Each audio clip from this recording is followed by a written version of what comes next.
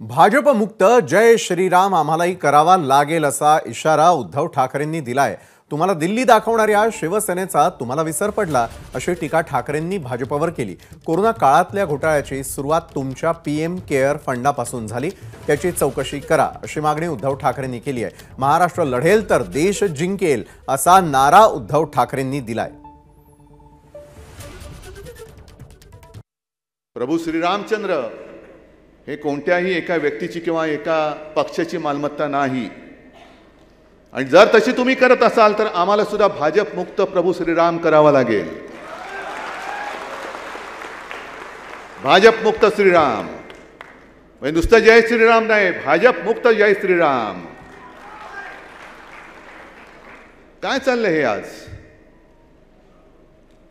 म्हणजे ज्यांनी तुम्हाला तिथपर्यंत पोहोचवलं, शिवसैनिक तुमच्या सोबत होते, महेश्वरे कोणी घ्यायचं? बरं घेतलं तर घ्या, माझं काहीच म्हणणं नाहीये, पण निदान प्रभू श्रीरामचंद्राचा एक तरी गुण तुमच्यामध्ये आहे हे तरी आम्हाला कळू द्या।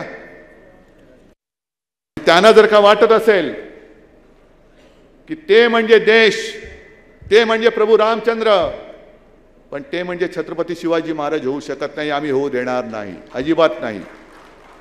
आणि म्हणून महाराष्ट्र लढणार पण देश जिंकणार, महाराष्ट्र लढणार पण देश जिंकणार। आमची लढाई केवळ शिवसेनेसाठी नाही, आमची लढाई केवळ महाराष्ट्रासाठी नाही, तर आमची लढाई ही माझ्या देशासाठी म्हणजे माझ्या भारत मातेसाठी आहे। भारत माता पुन्हा तेव्हा परक्यांच्या त्या जोखडातून मुक्त केली, त्यांचेच वंशज आम्ही आहोत। एबीपी माझा, उघडा डोळे बघा नीट।